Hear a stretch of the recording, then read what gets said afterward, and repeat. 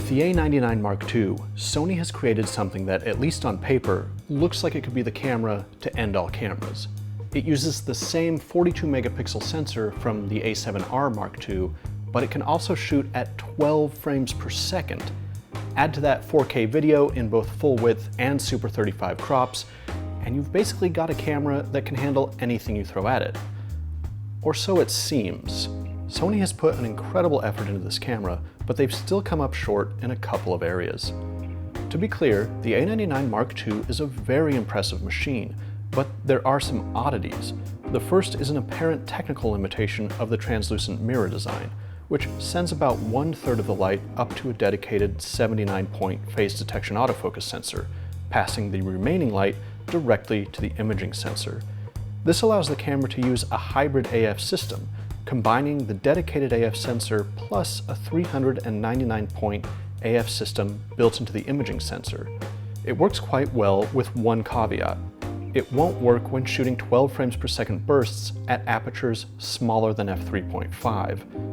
The system requires more light to function, and at that high burst speed, the aperture diaphragm remains closed in between frames.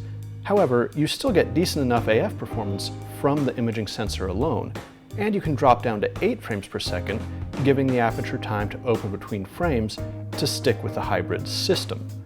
This may be a rather minor limitation, but it gets worse in video mode, where turning on autofocus will force the camera into program auto and lock the aperture at f3.5, seemingly for no reason whatsoever.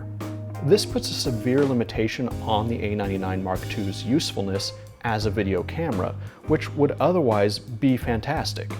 It carries over the same feature set of the A7R Mark II, including oversampled Super 35 4K and S-Log gamma profiles for maximum dynamic range.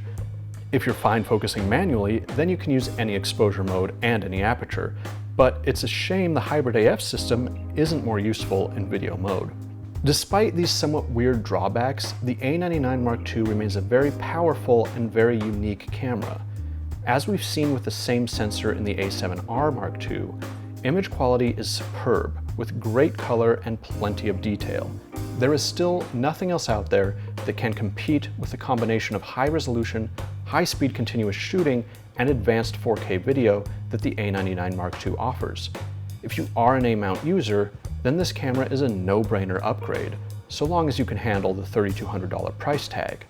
However, Sony's support for the A-mount system is simply not up to par with its support for the E-mount mirrorless system, and with the recent unveiling of the mirrorless A9, which can shoot up to 20 frames per second with no viewfinder blackout, the reasons for investing in the A-mount system are quickly vanishing.